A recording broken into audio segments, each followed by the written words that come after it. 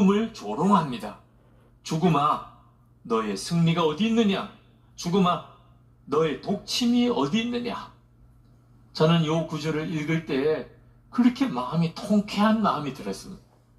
실제로 사람들은 다 죽음에 매여 삽니다. 죽음을 두려워하며 삽니다. 죽음 앞에서 왜 그렇게 우리가 초라해지고, 왜 그렇게 모든 게 다 허무해지고, 왜 그렇게 모든 게 슬퍼지고, 왜 그렇게 우리 자신이 약해지냐 말입니다. 실제로 베드로가 예수님을 그렇게 사랑하는 수제자였잖아요. 그런데 예수님을 3번씩이나 부인하고 저주까지 하게 된 이유는 죽음의 두려움 때문이었습니다. 죽음이 두려우면 그러면 십자가의 길을 가지 못합니다. 이것이 우리 자신이 가지고 있는 한계입니다. 그런데 우리를 바로 그 죽음의 두려움에서 건져주시려고 예수님께서 오신 겁니다. 십자가에 우리와 같이 죽으셨고, 그리고 다시 부활하신 이유, 저와 여러분을 죽음의 두려움에서 건져내시려고 하신 것입니다. 히브리서 2장 15절에 또 죽기를 무서워함으로 일생에 매여 종노릇 하는 모든 자들을 놓아주려 하십니다. 우리가 진짜 예수를 믿고 있는지, 죽음을 두려워하지 않는 권세 있는 믿음이 있는지를 보면 알 수 있는 겁니다. 지금 이 시대에 코로나19 확산으로 인해서 여러 가지 두려움과 염려가 우리를 엄습하고 있는 이때, 내가 진짜 구원받은 예수 믿는 사람 맞나? 죽음도 두렵지 않은가 하는 것을 보고 확인해 보라는 것입니다. 그동안에 우리는 어떤 사람이 예수를 믿는다고 하면 그 사람의 신앙생활을 도와드리고 양육해 드렸습니다. 교회 생활 안내하고 예배 드리는 생활을 가르치고, 기도 생활을 가르치고, 성경 읽고 묵상하는 법을 가르치고, 믿음이 조금 자라면 세례를 받게 하고, 교회 직분도 주고, 교회 봉사도 하게 하고, 어려운 사람 돕게도 하고, 나가서 예수 안 믿는 사람 전도도 하게 하고. 그런데 한 가지 우리가 예수 믿는 사람에게 말해주지 않으려고 하는 것, 늘 조심하는 것은, 예수 믿으면 고난도 받는다, 순교할 수도 있다, 이 말은 거의 금기어처럼 입에 담기 힘들어 했습니다. 왜냐하면 그런 말 들으면 예수 안 믿겠다고, 예수 믿어서 고난을 당하고 심지어 순교까지 할 수 있다면 그러면 나 예수 믿는 거 정말 싫다고 그렇게 나올까봐 조심조심해서 고난에 대한 이야기, 순교에 대한 이야기는 안 하려고 했었습니다. 그 말은 우리 자신도 그 점에 대해서 확신이 없었던 겁니다. 이런 믿음 가지고서는 코로나19 확산으로 인한 어려움, 이런 정도의 시험에 그냥 맥없이 넘어지게 됩니다. 진짜 믿음이 아니었던 것입니다. 초대교회 때는 달랐습니다. 그들은 예수 믿으려고 할 때, 세례 받기로 결심할 때 죽을 각오해야 했습니다. 순교할 믿음으로 처음 예수를 믿게 된 겁니다.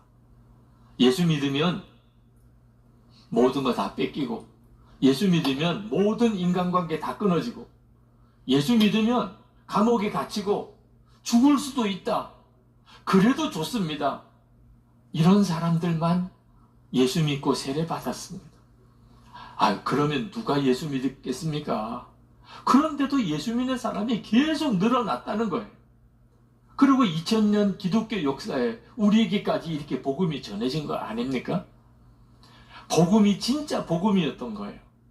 성령의 역사가 정말 있었던 것입니다. 그러니까 고난을 당하고 순교하는 상황에도 예수 믿겠다고 결단하는 일이 일어나게 된 거죠.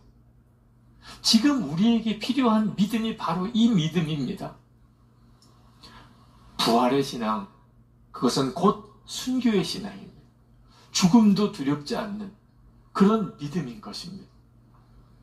주기철 목사님이 1944년 47의 나이에 순교하셨습니다.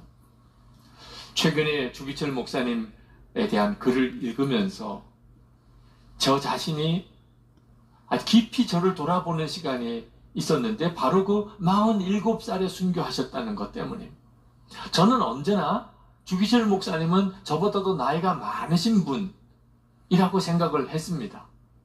그러니까 믿음이 그만큼 강하셨을 거고, 그러니까 그분은 그만큼 성숙한 판단도 하셨을 것이다.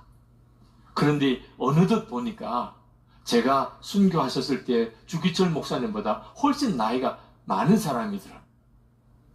주기철 목사님이 산정연교회에서 마지막 설교를 하셨을 때 그 설교 제목이 나의 5가지 소원입니다. 그 첫 번째 대지가 죽음의 권세를 이기게 하여 주시옵소서. 그 제목이었습니다. 제가 주기철 목사님의 그 첫 번째 대지 설교를 좀 요약해서 읽어드리겠습니다. 나는 바야흐로 죽음에 직면하고 있습니다. 나의 목숨을 빼앗으려는 검은 손은 시시각각으로 닥쳐오고 있습니다. 죽음에 직면한 나는 사망 권세를 이기게 하여 주시옵소서 기도하지 않을 수 없습니다. 사망 권세는 마귀가 사람을 위협하는 최대의 무기입니다. 죽음을 두려워 의를 버리며 죽음을 면하려고 믿음을 버린 사람이 얼마나 많습니까? 베드로도 죽음이 두려워 가야바의 법정에서 예수를 부인하고 계집종 앞에서 3번이나 맹세하였으니 누가 감히 죽음이 무섭지 않다고 장담하겠습니까? 그러나 폐결핵 환자로 요양원에 눕지 아니하고 예수의 종으로 감옥에 갇힌 것은 얼마나 큰 은혜입니까? 자동차에 치여 죽는 죽음도 있는데 예수의 이름으로 사형장에 나가는 것은 그리스도인 최대의 영광입니다. 나의 사랑하는 교우 여러분, 그리스도의 사람은 살아도 그리스도인답게 살고 죽어도 그리스도인답게 죽어야 합니다. 죽음을 무서워 예수를 저버리지 마십시오. 풀의 꽃과 같이 시들어 떨어지는 목숨을 아끼다가 지옥에 떨어지면 그 안이 두렵습니까? 한번 죽어 영원한 천국 복락, 그 안이 즐겁습니까? 나의 사랑하는 교우 여러분, 의에 죽고 의에 삽시다. 여러분, 예수는 살아계십니다. 그러니 예수로 죽고 예수로 삽시다.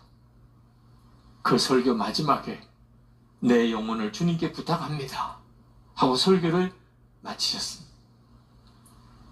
지금은 순교의 시대가 아닙니다. 예수 믿는다고 감옥에 끌고 가거나 죽이지 않습니다. 그러나 주기철 목사님의 그 신앙과 지금 우리의 신앙이 달라서야 되겠습니까? 똑같이 예수 믿는 거 아닙니까? 그러므로 지금은 순교의 시대는 아니어도 우리는 여전히 순교의 신앙, 진짜 부활의 신앙 가지고 살아야 됩니다. 오늘날 왜 그렇게 많은 교회가 구설수가 생기고 시험이 생기고 그렇게 싸우고 다투는 겁니까? 왜 지금 이때의 교회의 영광이 가리워졌습니까? 왜 성도들, 예수 믿는 성도들의 삶이 진정으로 변화된 삶을 그렇게 살지 못하는 겁니까? 순교의 신앙, 진정한 부활의 신앙을 갖고 있지 않기 때문에 그런 것입니다. 나치 정권에 의해서 순교당했던 디트리트 본헤퍼 목사님, 나를 따르라라고 하는 책에서 그는 똑같은 이야기를 하고 계십니다. 십자가는 시작이다. 그리스도가 누군가를 부르실 때 그분은 그 사람에게 와서 죽으라 하신다. 예수님의 모든 명령은 죽음으로의 부르심이다. 우리의 모든 애정과 욕망과 함께 우리가 죽어야 한다는 부르심이다. 제자로의 부르심, 예수 그리스도의 이름으로 세례를 받는다는 의미는 죽음과 생명을 동시에 의미한다. 고난은 진정한 제자도의 표식이다. 우리가 만약 우리의 십자가를 지고 고난을 받으며 사람들로부터 거절당하는 것을 거부한다면 우리는 그리스도와의 친밀한 사귐을 빼앗기게 되는 것이며 더 이상 그리스도를 따르는 것을 멈추게 된다. 여러분, 주님의 십자가의 부르심은 고난의 부르심, 예수를 믿을 때 죽음을 각오해야 한다면 어떻게 그렇게 할 수 있겠습니까? 우리의 몸도 부활한다는 사실을 명확하게 알 때, 우리가 그저 죽으면 끝이 아니고 우리가 반드시 우리도 부활한다는 사실을 분명하게 믿을 때, 비로소 그때만 순교의 신앙, 죽음으로의 부르심 앞에 순종할 수 있고, 그때만 진짜 부활의 주님으로, 부활의 능력으로, 죽음의 권세를 이기는 믿음으로 살 수 있는 겁니다. 사도 바울이 갈라디아서 2장 20절에 고백하기를, 내가 그리스도와 함께 십자가에 못 박혔나니 그런즉 이제는 내가 사는 것이 아니요 오직 내 안에 그리스도께서 사시는 것이라, 이렇게 고백을 했던 바로 이 고백이 순교의 신앙, 부활의 신앙인 것입니다. 비록 지금은 순교의 시대는 아니지만 우리의 믿음은 동일해야 합니다. 내가 그리스도와 함께 이미 십자가에 못 박혔나니 이제는 내가 사는 것 아니요 내 안에 그리스도께서 사시는 것이라. 이 고백으로 살아가야 어떤 시험과 어떤 어려움이 온다 하더라도 능히 이길 수 있습니다. 이미 죽었는데 왜 죽음이 두렵겠습니까? 중국의 워치만 리가, 그가 예수를 믿었지만 죄는 이길 수가 없었답니다. 그런데 어느 날 갈라디아서 2장 20절 말씀을 읽고 충격을 받았습니다. 그래, 맞다. 내가 이미 죽었구나. 죽은 자만이 죄에서 해방될 수 있구나. 그렇다면 이제부터 나는 죽은 사람이지. 그리고는 그가 아래층으로 뛰어내려갑니다. 거기 주방 아주머니를 붙잡고 이렇게 외쳤습니다. 아주머니, 워치만 리라는 사람이 죽은 거 아세요? 그 사람은 이제 죽었습니다. 그리고 그는 자기가 아는 사람들을 만나러 다니면서 계속 똑같은 이야기를 했습니다. 워치만 리, 그 사람 죽었습니다. 그런데 그때부터 워치만 리의 삶에 놀라운 일이 벌어지기 시작을 했습니다. 예수님의 생명의 역사가 일어나는 거예요. 자기 자신이 그것을 경험하게 된 거예요. 내가 예수님과 함께 이미 죽었다는 사실을 그가 진짜 믿고 그것을 고백하기 시작하면서부터 부활의 주님이 자기와 함께 계신 것, 자신의 삶에 역사하시는 것을 본인이 경험을 하게 된 것입니다. 지금 세상의 모든 것이 다 뒤틀어져 버린 것 같습니다. 자연재해나 또는 코로나19 전염병 같은 문제뿐만 아니고 죄가 이기는 것 같고 하나님을 모욕하는 자들이 잘 되는 것 같고 완전히 마귀 세상이 된 것처럼 그렇게 느껴질 때도 있습니다. 그러나 두려워하지 마십시오. 하나님이 반드시 이기십니다. 이것은 이미 정해진 사실입니다.